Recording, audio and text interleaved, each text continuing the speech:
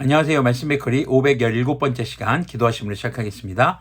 거룩하신 주님 감사합니다. 주님의 말씀을 묵상합니다. 성령님께서 말씀에 조명이 되어 주시옵소서. 우리 주 예수 그리스도님의 이름으로 기도합니다. 아멘. 네, 오늘 보실 말씀은 고린도전서 14장 26절에서 40절까지의 말씀입니다.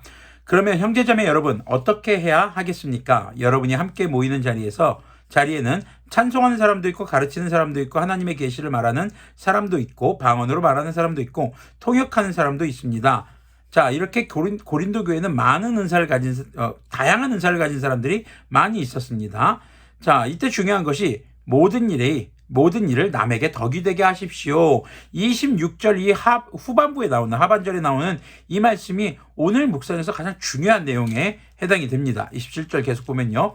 누가 방언으로 말할 때에는 둘 또는 많아야 셋이서 말하되 차례로 말하고 한 사람은 통역을 하십시오. 통역할 사람이 없거든 교회에서는 침묵하고 자기에게와 하나님께 맡기십시오. 예언하는 사람은 둘이나 셋이서 말하고 다른 이들은 그것을 분별하십시오. 그러나 앉아있는 다른 사람에게 계시가 내리거든 먼저 말하던 사람은 잠잠하십시오. 여러분은 모두 한 사람씩 예언을 할 수 있습니다. 그래야 모두가 배우고 권면을 받게 됩니다. 예언하는 사람의 영은 예언하는 사람에게 통제를 받습니다. 하나님은 무질서의 하나님이 아니라 평화의 하나님이십니다.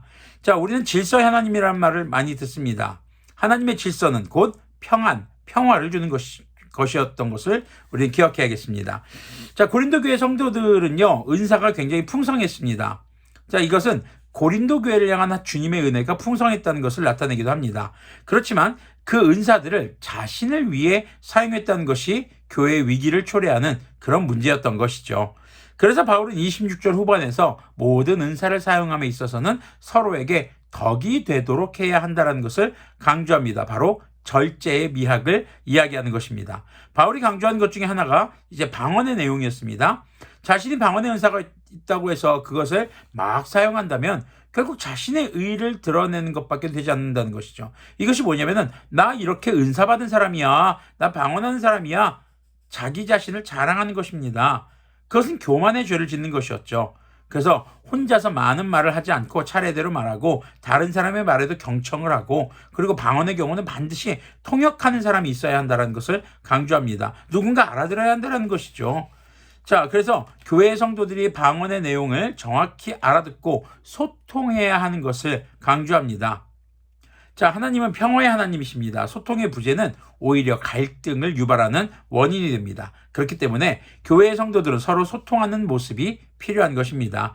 그저 나의 상황을 알아주겠지라고 막연하게 기대하는 것, 이런 것보다는 자신의 상황과 삶 가운데 묵상하며 주님께서 주신 생각과 마음들을 나눌 필요가 있는 것이죠. 또 자기만 너무 말한다고 좋은 것도 아닙니다. 하나님이 나에게 이런 계시를 주셨고 내게 이런 깨달음을 주셨어. 자기만 막 말한다면은 역시 이것도 질서와 평화와는 거리가 먼 그런 자기 교만이 될 수 있겠죠.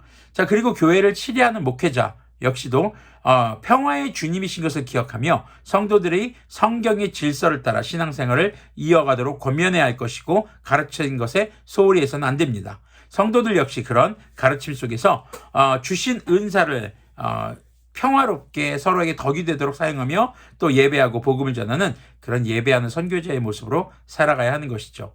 자, 그리고 이제 33절 후반절부터 보면요. 성도들의 모든 교회에서 그렇게 하는 것과 같이 자, 여자들은 교회에서 잠자코 있어야 합니다. 여자에게는 말하는 것이 허락되어 있지 않습니다.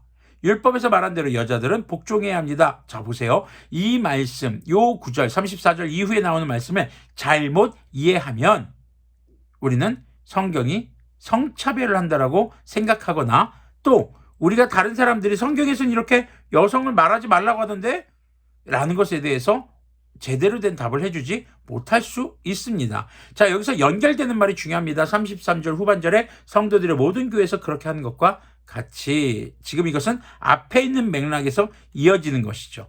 은사를 사용함에 있어서 방언과 예언에 대한 그런 관련된 것이라고 또 우리가 생각해 볼 수 있을 것입니다. 그런데 여자들이 교회에서 말하지 못하게 한다. 이것이 과연 어떤 내용일까? 한번 보면서 또 이야기를 나누겠습니다.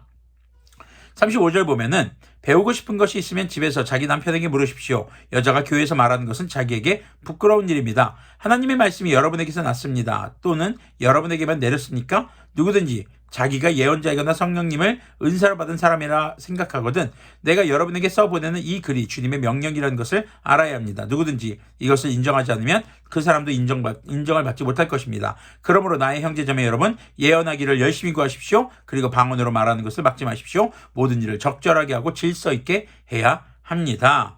사실 여자들이 교회에서 말하는 것에 대해서 다루는 것은 방언과 예언, 은사를 사용하는 것의 좀 지극히 일부분적인 모습입니다. 자, 그럼 이 부분을 우리가 어떻게 생각해야 할까요?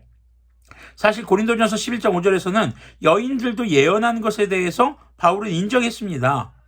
그렇기 때문에 이 오늘 본문과 11장에 나오는 내용에 바울의 태도가 전혀 달라 보일 수도 있습니다. 자, 그렇기 때문에 우리는요, 고린도 지역과 그리고 당시 시대의 모습을 좀 염두에 둘 필요가 있습니다. 먼저 당시에 이런 일들도 있었습니다. 이방 신전에서는요, 여인들이 여러 말로 소란스럽게 했던 그런 문화가 있었던 것으로 보여집니다. 그래서 여성들이 교회에서 많이 그런 문화를 따라하는 것에 대해서 경계하는, 바로 이방신을 섬기는 여인들의 문화를 따라하는 것을 경계하는 것을 말하는 것일 수도 있습니다. 그리고 또 하나는 당시 시대 문화는 여성이 하는 모든 결정에 대해서 미혼의 경우에는 아버지가, 기혼의 경우에는 남편이 책임을 져야 하는 남성들의 의무가 있었습니다. 자, 물론 교회 밖에서 만약에 여자들이 말로 실수했다, 잘못 약속했다, 그냥 버려면 되겠죠, 남자들이. 근데 교회 안에서는 그럴 수 없었습니다. 그래서 남편이 혹은 아버지가 반드시 책임져야 했던 것이죠. 특히 하나님 앞에 서원을 했다던가 공개적인 선포를 했을 경우에 바로 그런 문제가 생기는 것입니다. 그렇기 때문에 교회 공동체뿐만 아니라 가정에서도 모든 공동체적 책임이 부과된 남성들을 어떻게 보면 배려하는 것일 수 있겠죠. 왜냐하면 여성들이 경솔하게 하나님께 서원을 하거나 공식적인 선포를 해버리면 그것에 대해서 당시 시대 문화 속에서 보호자가 되는 남성들이 모든 책임을 져야 했기 때문인 것입니다.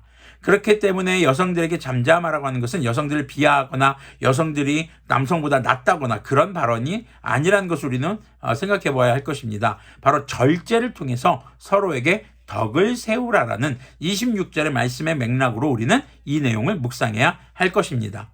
아무리 좋은 것도 절제가 되지 않으면 여러 갈등의 원인이 되어버리고 말죠. 그렇기 때문에 적정선을 유지하는 것이 필요합니다. 이런 적정선의 기준은 서로에게 덕이 되는 것, 공동체의 이익이 되는 것, 교회를 세워가는 것, 그것이 기준이 되는 것이죠. 자, 그리스도인들은 교회 안에서 은사의 사용에 있어서 서로를 배려하는, 그리고 절제를 통해서 주님의 몸된 교회를 아름답게 세워나가야 할 것입니다. 기도하겠습니다. 거룩하신 주님 감사합니다. 주님께서 주신 은사와 우리의 삶에 주신 모든 것들, 또 우리가 신앙생활함에 있어서 자기 의를 드러내는 것보다 적절한 절제와 그리고 상대방을 존중하고 배려하는 신앙의 태도를 통해서 주님의 몸된 교회를 아름답게 세워가는 그런 그리스도인들이 될 수 있도록 긍휼을 베풀어 주시옵소서. 우리 주 예수 그리스도님의 이름으로 기도합니다. 아멘. 네, 남자가 여자를, 여자가 남자를, 또 성도들 상호 간에 존중하고 배려하는 모습, 그리고 자신에게 있는 것이 충분하다 할지라도 그것을 사용하는 것에 있어서 절제할 줄 아는 것, 무엇을 위해서요? 교회 공동체의 덕이 되고 교회가 아름답게 세워져가는 것에 대해서 절제하는 것, 우리가 그것을 목적으로 우리의 절제의 미학이 아름답게 열매 맺는 그런 우리 그리스도인들의 삶이 되기를 소망합니다.